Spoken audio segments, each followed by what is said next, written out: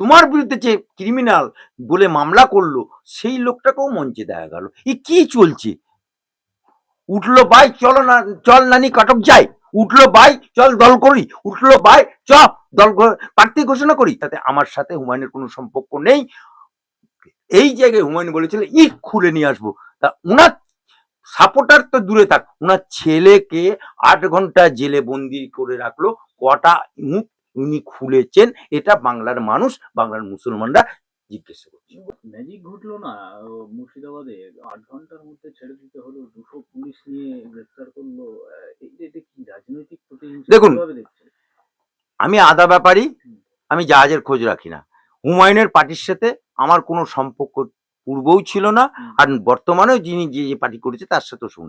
আমি ওনার উকিল হিসেবে, আমি একজন নবীর উম্মত হিসাবে, আমি আল্লাহর ঘর উপস্থাপনায় গেছিলাম, ছিলাম, এবং হাইকোর্টে লড়াই করে বেলডাঙ্গার গামছা উড়িয়ে আমি বলে এসেছিলাম, বক্তব্য শেষ। কিন্তু উনি যখন পার্টি করেছেন, নিজের দল করেছেন, উনি দল করেই উনি ঘোষণা করে দিলেন প্রার্থী, হঠাৎ করে বালিগঞ্জে প্রার্থী। সেই প্রার্থী 12 ঘন্টা যেতে না যেতে নিশা না কি কি জানি না, আমার বোন সম্পর্কে মানে বলতে হয় বোনের, সেই নিশাকে তালাক তালাক, যেমন ওকে তালাক তালাক করেছে, ও নিশাকে তালাক তালাক করে দেওয়ার পরে সে এখন হিরো হয়ে গেল বাজারে। সে এখন হুমায়ুনের কুস্সা গাইছে, হুমায়ুনের হিন্দু মুসলমান তাস খেলছে, বাবরি মসজিদ নিয়ে তাস খেলছে। এই জায়গাতে আমার বক্তব্য হচ্ছে যে তুমি সদ্য জন্মেছ, প্রার্থী ঘোষণা করলে দিলে কি তুমি ছাগলের বাচ্চা নাকি? ওই দৌড়চ্ছে, গরুর বাচ্চা করে দৌড়ায়। মনুষ্য সমাজে হয়? ইলেকশন কমিটি হলো না, তুমি প্রার্থী শিখিয়ে তার বায়োডাটা নিলে না, তার ক্যারেক্টার দেখলে না, তার প্রিভিয়াস দেখলে না, আবার সেখানে তোমার বিরুদ্ধে যে ক্রিমিনাল বলে মামলা করলো সেই লোকটাকেও মঞ্চে দেখা গেল। কি চলছে? উঠলো ভাই চলো না, চল নানি কাটক যাই, উঠলো ভাই চল দল করি, উঠলো ভাই চ দল প্রার্থী ঘোষণা করি। আলী আব্দুল চাঁদকে সামনে রেখে এবং বাবরি মসজিদকে সামনে রেখে তুমি যে দল করেছো সেই দলের সাথে আমার সম্পর্ক নেই, এবং সেই দলের হিসাবে তুমি বলেছিলে যে মুর্শিদাবাদে আমার কার্যকর্তা বা কোনো ওয়ার্কারকে যদি পুলিশ গ্রেপ্তার করে ইট খুলে নিয়ে আসবো। তো ইট তো বহুত দূরে থাক, তার ছেলেকেই নিয়ে চলে গেল। কারণ সবকে লিয়ে বরাবর কানুন ছিল বলে আজকে শাসক দলের মমতা ব্যানার্জির দলের শিক্ষামন্ত্রী পার্থ চট্টোপাধ্যায় জেল কাটলো।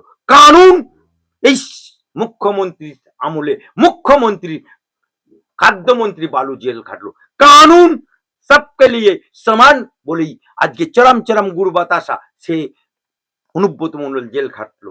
কানুন सबके लिए बराबर, इसीलिए ওদের চরম তোমার চিকন চিকন ডাগুর ডুগুর চাই, শাহজাহান জেল খাটছে।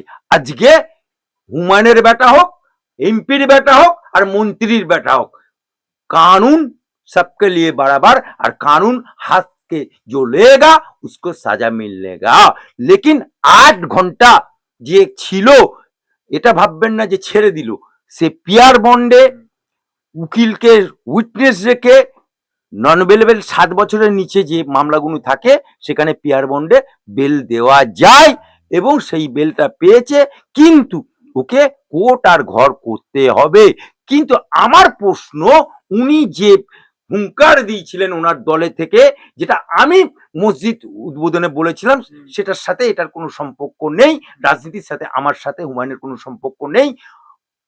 এই জায়গায় হুমায়ুন বলেছিল ইট খুলে নিয়ে আসবো। তা উনার সাপোর্টার তো দূরে থাক, উনার ছেলেকে 8 ঘন্টা জেলে বন্দি করে রাখলো। কটা মুখ উনি খুলেছেন এটা বাংলার মানুষ, বাংলার মুসলমানরা জিজ্ঞাসা করছে। বলছিল তো যে হুমায়ুন কবির বলছিলেন মিডিয়ার সামনে যে 1000 লোক জমায়েত করে দেবো, হাজার হাজার লোক জমায়েত করে। আরে জমায়েত কর, ভয়ে পুলিশ ছেড়ে দিল। আরে উনি তাহলে পিয়ার বন্ডটা কি করে হলো? হ্যাঁ, তাহলে উকিল সই কি করে কেসটা কোর্টে গেল? হ্যাঁ, অতএব बोलने बोलবে, सुनने শুনবে, আর বুঝনেওয়ালা समझदार के लिए इशारा ही काफी है। 26 এ জেইপি কিরকম রেজাল্ট হবে বলে? ওটা আমি জ্যোতিষী না, আমি গণককার না, আর আমি আইপেক কোম্পানিও খুলিনি পিকের মতো। যে এন করে দো, ত্যান করে দো।